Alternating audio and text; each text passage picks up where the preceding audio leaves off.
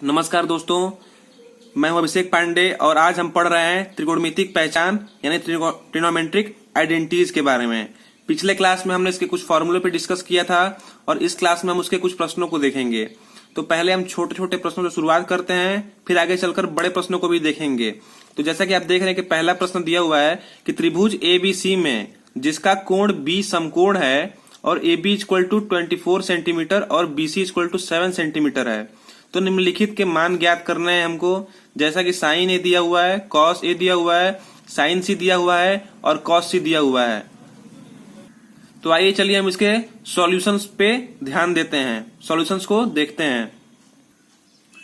तो हम इसके सॉल्यूशंस को शुरू करते हैं। जैसा कि देख रहे हैं क्वेश्चन में दिया हुआ था त्रिभुज ABC समकोण है, यानी कि B एंगल B 90 डिग्री का होगा और AB 24 सेंटीमीटर क्वेश्चन में दिया हुआ है, BC 7 सेंटीमीटर दिया हुआ है। AC हमको फाइंड करना है, यानी जो कर्ण है वह हमें को नहीं पता है, हमें सिर्फ BC पता है और AB पता है, यानी आधार पता है और लंब पता है, कर्ण नहीं पता है।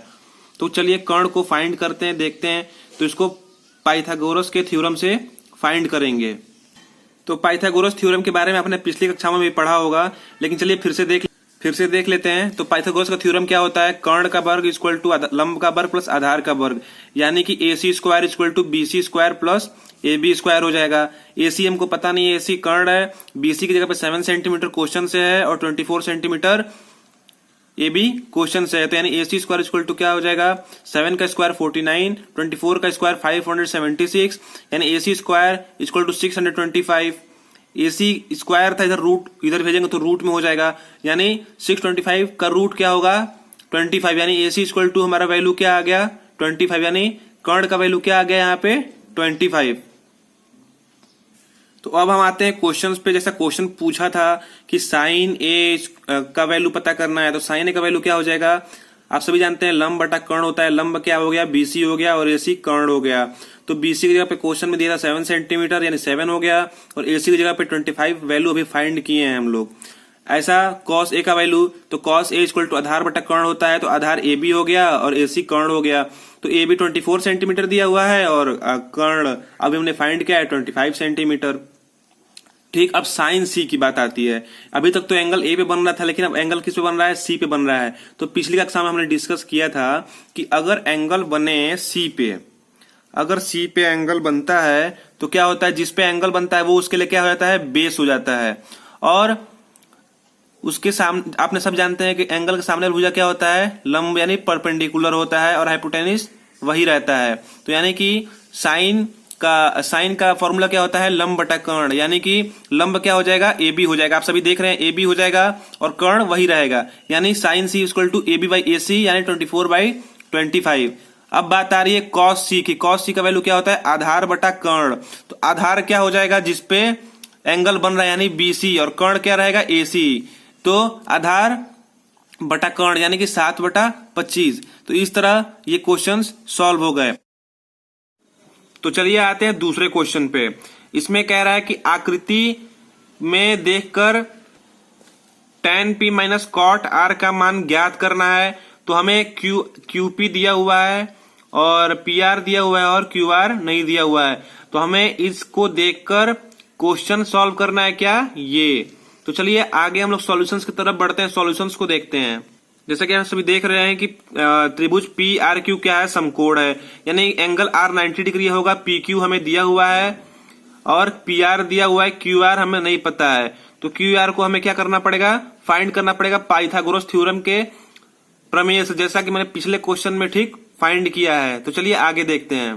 पाइथागोरस का थ्योरम क्या होता है? आप सभी को पता है कि आधार का वर्ग इक्वल, अगर पिछली बार हमें कर्ण पता करना था, लेकिन इस बार हमें आधार नहीं पता है, तो आधार का वर्ग इक्वल टू कर्ण का वर्ग माइनस लंब का वर्ग।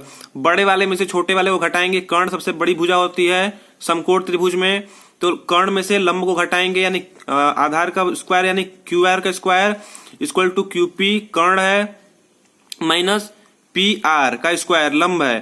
तो यानी QR इक्वल टू 13 का स्क्वायर माइनस 12 का स्क्वायर, यानी QR स्क्वायर इक्वल टू क्या हो जाएगा? 13 का स्क्वायर यानी 169 और 12 का स्क्वायर यानी कि 144, यानी QR का स्क्वायर इक्वल टू, इसको घटा देंगे तो क्या आएगा? 25 वैल्यू आ जाएगा। और क्यू आर इधर स्क्वायर था तो इधर भेज देंगे तो ये क्या हो जाएगा, रूट में कन्वर्ट हो जाएगा, यानी Q R equal to 5 value आ गई किसकी, हमारी क्यू आर की, यानी बेस हमें पता हो गया 5 सेंटीमीटर।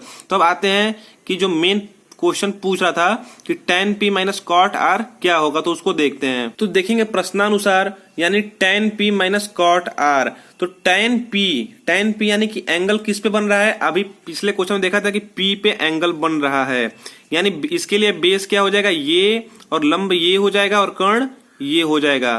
तो इसी के अनुसार कर्ण वो क्या होता है, tan A p equal to क्या हो जाएगा, लंब बटा कर्ण, लंब क्या हो जाएगा, लंब क्या हो जाएगा 5, और इसी तरह आप देख सकते हैं 5/12 हो जाएगा। इसी तरह कॉट आर का वैल्यू पूछ रहा है, तो कॉट आर इक्वल टू क्या हो जाएगा, कॉट का वैल्यू क्या होता है, तो 5/12 हो जाएगा। तब अब देखेंगे मेन क्वेश्चन पे आएंगे, यानी tan p minus cot R, तो tan p क्या दिया हुआ है 5/12 और कॉट आर का भी वैल्यू 5/12 है, तो 5/12 में से 5/12 जाएगा तो क्या आ जाएगा 0। तो दोस्तों आपको ये सवाल कैसा लगा हमें कमेंट सेक्शन में कमेंट करके जरूर बताएं, और आपको कौन से सवाल लगाने में दिक्कत आ रही है उस पे भी कमेंट करके हमें बताएं, हम उस सवालों को करेंगे और आपकी वीडियो को आपको समझाने का प्रयास करेंगे। तो दोस्तों अगर आप हमारे चैनल पर नए हैं तो इसको सब्सक्राइब करें और बेल आइकन पे क्लिक करना ना भूलें। तो चलिए दोस्तों मिलते हैं आपसे अगले वीडियो में, तब तक के लिए नमस्कार।